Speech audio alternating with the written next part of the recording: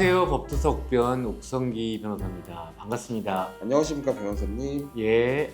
변호사님, 민주당은 검찰 해체를 위하여 8개의 법안을 발의했습니다. 검찰청을 없애고 공수청으로 바꾸겠다는 법안 3개, 검찰청법 폐지 법률안, 공수청 법안, 그리고 세 번째 공수청 설치 및 운영에 관한 법률안, 검찰 직접 수사권을 없애면서 중대범죄 수사청을 신설하겠다는 법안 2개, 중대범죄 수사청 법안, 중대범죄 수사청 설치 및 운영에 관한 법률안, 검찰의 수사를 규정한 형사소송법 부분을 날리면서 수사절차법을 새로 만들겠다는 법안 2개, 형사소송법 일부 개정 법률안, 수사절차 법안, 엄청난 수사 권력을 집중시키는 국가수사위원회를 신설하겠다는 법안 1개, 국가수사위원회 설치 및 운영에 관한 법률안 등 총 8개입니다. 바야흐로 검수완박 시즌2로 7월 8일 국회 법사위 주최로 공청회가 있었는데 이와 관련돼서 소회들을 말씀해 주시면 감사하겠습니다. 제가 존경하는 농객, 연수원 동기이자 대학 선배인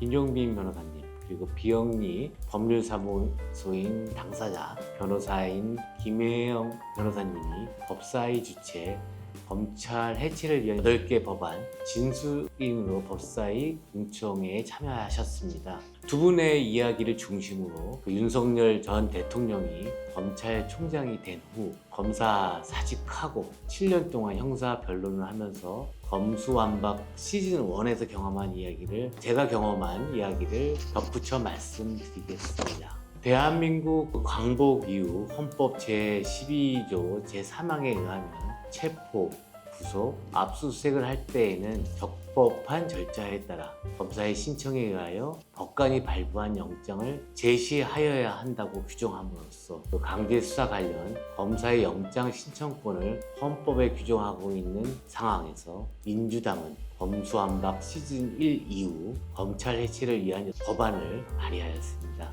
특히 검사의 수사 관련 규정을 형소법에 삭제하면서 수사절차법을 차규근 의원이 대표 발의하였는데, 위 수사절차법에 의하면 기존의 검사가 하던 변사체 검시의 주체를 검사에서 사법경찰관으로 바꾸는 등 재헌헌법 1948년부터 면면이 이어졌던 형사사법제도가 근본적으로 바뀌는 검수완박 시즌2의 시대가 도래했습니다.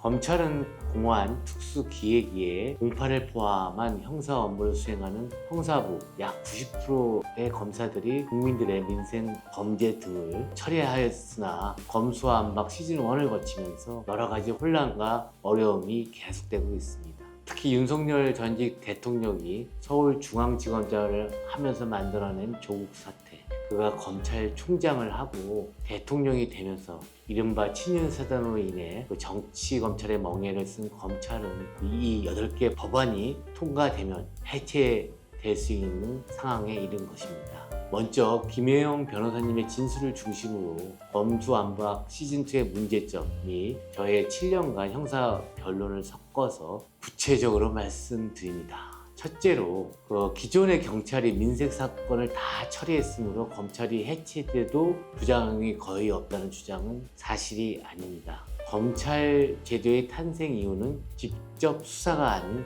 수사 통제였습니다. 건국 이래 70년간 경찰은 민색 사건을 다 처리하지 않고 송치했습니다. 법률 전문가인 검찰이 사건 기록을 처음부터 다시 보고 위법한 점이나 부족한 점을 보완하여 기소해 오다가 2021년부터 검경 수사권 조정으로 경찰이 무혐의로 보이는 사건에 대하여 불송치하는 권한이 생긴 것입니다. 지금 이 법안들은 1차 수사기관이 보기에 혐의가 있어 보여 송치한 범죄에 대하여도 검사가 최소한의 보완조차 하지 못하고 기계적으로 기소할지 불기소할지를 판단하도록 하고 있습니다. 검찰은 유능하고 경찰은 무능하다는 주장이 아닙니다.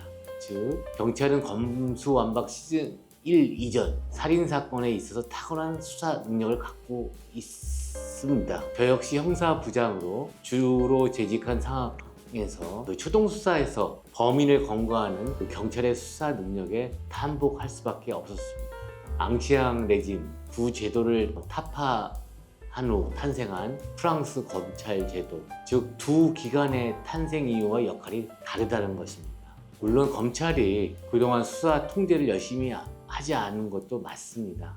서민 사건 제대로 들어가 보지 않은 것도 맞습니다. 학생을 공부하라고 학교에 보냈더니 하라는 공부는 안 하고 힘자랑을 한 셈이죠. 그렇다고 그 학생을 무조건 퇴학시켜야 할까요? 아닙니다. 힘자랑을 못하게 직접 인지수사권을 뺏고 본래 검찰 제도의 존재 이유인 수사 통제 내지 수사 지휘를 충실히 하도록 하면 됩니다.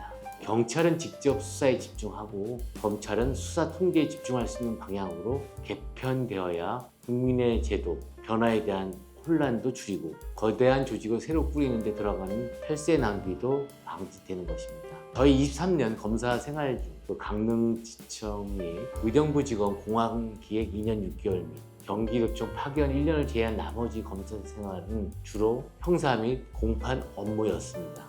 그런데 5%도 안 되는 정치검찰 내지 특수통 검사들로 인해 정치 권력에 대한 수사가 이루어졌고 이로 인해 정치 권력 예컨대 조국 사태가 발생하였던 등의 이유로 검찰 자체를 없애겠다는 것은 뿔을 고치려다 소가 죽는 잘못과 다를 바 없습니다. 둘째로 이미 수사권 조정 이후 수사와 기소가 이미 분리된 것이나 다름없기 때문에 검찰을 해체해도 부작용이 거의 없다는 주장은 수사의 개념을 잘못 이해한 데서 비롯된 오해입니다. 형사부 검사 내지 공판부 검사는 기소하고 유죄를 받기 위하여 경찰이 송치한 사건에 대하여 보안 수사를 하고 수사 지휘를 하며 공판 중에는 수사 과정에서 확정된 사실관계를 왜곡하는 증인을 위증으로 처벌하기 위하여 수사합니다. 검소한박 원에서 일종의 검찰 개혁을 위한 캐치프레이즈처럼 쓰이고 있는 수사 기소 분리론이 사실이 아니면 이 법안들에 대한 전문위원 검토 보고서에도 나와 있습니다.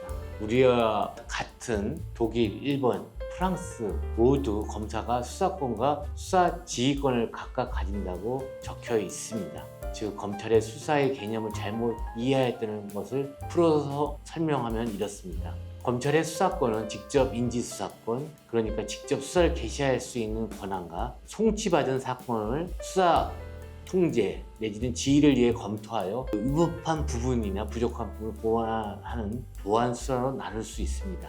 앞에 직접 수사 개시는 1, 2% 정도 되는 특수부 사건으로 기소까지 브레이크 없이 연결되면서 남용과 부작용이 컸던 건 맞습니다. 반면 뒤에 보완 수사는 98% 정도여서 사건을 다시 검토하면서 1차 수사 기간이 놓치거나 과했던 부분이 있으면 채워넣어 사건을 체계적으로 이해하고 충실한 기소를 할 수 있게끔 하는 좋은 역할이었습니다. 공소시효가 임박하여 검찰의 직접 보완이 불가피한 경우도 있습니다. 검사의 수사권을 전면 폐지한다면서 이 보완마저 막고 기소만 하도록 하는 구조는 기소의 질을 떨어뜨리며 공소 유지도 어려워질 수 있습니다. 피해자에게 중요한 것은 단지 기소가 아니라 그 기소가 유죄 판결로 이어져 실질적으로 가해자가 처벌되는 것입니다. 수사와 기소 분리론이 맨 처음 등장했을 때는 그 수사의 개념을 검찰의 직접 수사 개시권으로 한정하여 불렀습니다. 몇 년이 지나면서 은근슬쩍 검찰의 수사 통제의 본질적 기능인 이 보안 수사까지 포함하여 기소와 분리를 해야 한다는 주장으로 불필요하게 내지는 확장된 것입니다. 수사와 기소 분리는 직접 수사 개시하는 사람이 기소까지 하게 할 수 없다, 이런 뜻입니다. 이 뜻이라면 저도 반대할 이유가 없습니다. 김예영 변호사님의 진술처럼 제가 23년 검사 생활을 통해 경험했던 형사사법제도에 있어 수사 기소는 한몫입니다. 결코 수사와 기소는 분리될 수 없습니다. 셋째로 이미 검경 수사권 조정 때 검찰에 자정 기회를 주었지만 검찰은 그 이후 반성하지 않고 더 검찰권을 남용했으므로 더 이상 기회를 줄 필요 없이 해체가 답이라는 주장이 있습니다. 이는 과도한 일반화에서 비롯된 균형 없는 주장으로 국민의 기본권에 직결되는 형사사법 체계를 논하는 입법 과정에서 각별히 경계해야 하는 사항입니다.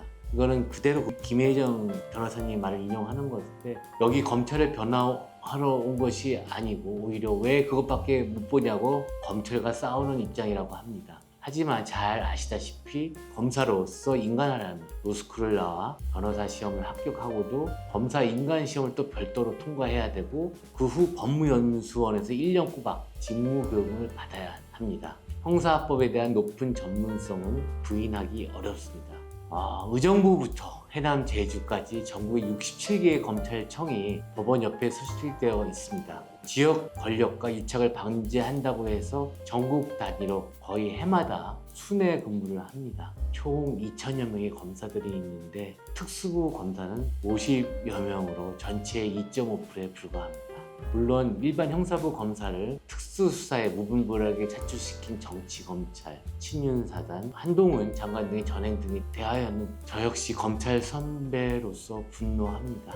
차후 검찰의 직접 수사 개시권을 완전히 없애 모든 부서를 지금의 형사부로 만드는 그럴 일도 없습니다. 박근혜 정부가 성급하게 해경을 해체한 후 부작용이 심각하여 문재인 정부에서 부활시킨 것을 생각하면 한 조직을 해체할 때는 여기서 발생할 수 있는 부작용을 최소화하도록 수많은 경우의 수를 정교하게 감안해야 합니다. 저 역시 목구멍이 포도청이라 김 변호사님의 진술을 무차별적으로 원형하면서 8개의 법원 내용이 상대히 방대하여 여기서 구체적인 의견을 제시하지 못한 점에 대하여는 매우 송구합니다. 전 참여연대 공익법센터장 양홍석 변호사님 비교적 자세히 조문부 의견을 정리하셨고 김 변호사님의 진술을 그대로 원형하고 있지만 저 개인적으로도 서울중앙지검에 제기 수사명령 후 3년 방치된 사건, 증권범죄 합수단이 폐지되면서 5년 동안 남부지검에서 수사가 이루어지면서 코스닥 상장회사가 상장 폐지된 후 피의자들 일당에 의해서 회사를 뺏기는 것도 직접 목도하였습니다. 다음으로 오늘 논의되는 8개 법안이 그대로 시행된다면 형사 변론을 주로 하였던 제가 대리하는 평범한 서민들 내지 기업범죄 관련 조직적으로 범죄 행위를 하는 사회에서 격리되어야 할 범죄자들 그리고 피해자들에 대해 이게 어떤 영향이 미칠지 이야기하겠습니다. 첫째로 수사를 개시하기조차 힘듭니다. 검사의 수사권이 폐지되고 기존의 국수본 그리고 중수청이 신설되면 경찰과 서로 경쟁하여 수사 개시가 더 쉬워질 것이라는 예측은 인간의 본성, 정확히는 직장인의 생리에 반하는 주장입니다. 일부 주먹을 받거나 승지기가 있는 주요 사건이 아닌 평범한 사람들의 별로 심하지 않은 피해 사건의 경우 오롯이 내 책임이 아닌 타기관의 관할도 될 수 있는 가능성이 있다면 서로에게 책임을 미루며 개시하지 않습니다. 또한 국가심의위원회는 불송치 결정에 부당하다고 인정되면 다른 수사기관에 사건을 이첩하도록 규정하고 있으며 이 경우에는 수사권 배분에 관한 다른 법률의 제한을 받지 않는다고 규정하고 있습니다. 하지만 이처럼 복잡한 절차를 거쳐 사건이 다른 기관으로 넘어가는 동안 핵심 증거가 없어지거나 중요 참고인이 도망칠 가능성을 배제할 수 없습니다. 둘째로 거대한 1차 수사권이 탄생하는데 오히려 수사 통제가 형해화됩니다. 수사 통제 내지는 수사 지휘라는 것은 잘 수사하라는 잔소리나 징계하라는 으름장이 아니라 실제 그 내용을 처음부터 읽고 이해하여 잘못된 부분을 그 권한으로 바꿀 수 있는 내용 통제, 수사 지휘를 의미하는 것입니다. 중수청 법안을 등을 보면 이 신청을 통한 수사 통제만을 두고 있는 것 같습니다. 그래서 고소고발이 없는 사건에는 애초에 이의 신청 자체가 불가능합니다. 고소와 고발은 수사의 단서, 그러니까 이건 경로 중 일부인 뿐입니다. 70% 정도의 사건이 단순 112 신고로 입건됩니다. 풍문이나 소문, 진정서로 들어온 사건도 수사를 하다 보면 생각보다 심각한 경우가 많습니다. 고소고발 사건 이외에 수사 통제를 할 수 있는 통로조차 없다는 것은 정의롭지 않습니다. 셋째로 수사 절차가 예측 불가능할 정도로 복잡해져서 평범한 서민들이 법률 비용을 폭증시킬 우려가 있습니다. 쉬운 예로 이의 신청을 예로 들겠습니다. 현재는 검찰의 불송치 결정에 대해 고소인이 이의 신청하면 사건이 검찰에 송치되어 검찰이 보완해보고 유죄의 증거가 확보되어 기소하면 됩니다. 그런데 중수청법 제30조에 의하면 법문 자체의 오류로 해석상 불분명하긴 하지만 최대한 좋게 해석하면 불송치 결정을 지역 중수청에 이의 신청하고 불복하면 중수청에 이의 신청했다가 기각당하면 수사심의위원회에 이의 신청하고 또 기각당하면 국가수사심의위원회에 이의 신청한다고 되어 있습니다. 내용상 불복 절차는 복잡하게 마련되어 있지만 실질적으로는 반복 심사만 이루어지는 구조가 되어 피해자에게 오히려 기약을 알 수 없으면서 돈이 많이 드는 희망 고문이 될 수 있습니다. 정창래 의원은 검찰은 이와 같이 8개 법안에 의하여 없앨 수 있으나 검사는 없앨 수 없다고 말하였고, 대부분의 국민들은 검사와 검찰을 제대로 구별하지 못한 채 아무 문제 없이 잘 살아가고 있습니다. 그러나 막상 범죄 피해자가 되고 민주당이 주도하는 검수와 완박 시즌2가 이와 같은 8개의 법률에 의해 시행된다면 그 피해는 국민들에게 고스란히 돌아갈 것입니다. 이재명 대통령님은 그 기자회견에서 법은 마지막 믿음이자 최후의 보루라고 하셨습니다. 만약 이 8개의 법안이 이대로 통과됐다면 1차 수사기관으로 몰리는 거대한 권력을 통제할 방법이 없고 송치받은 사건에 대한 보완도 못한 채 기소가 이루어질 것입니다. 특히 국무총리 산하의 국가수사위원회는 기존의 대검찰청과 같은 기관으로 군림하면서 수사권을 남용할 수 있습니다. 정치 권력이 검찰에 대한 인사권 개입 등으로 만시창이 된 검찰이지만 민주당이 추진하는 8개 법안은 법내 등과 비교해도 납득하기 어려운 새로운 형사사법제도입니다. 입법 이후 현장의 혼란과 실무 혼선, 원래 취지와 다른 방향으로 제도용이 됐을 때 피해자들의 고통에 대하여 국회가 책임지겠다는 확답을 전제로 추진되어야 할 것입니다.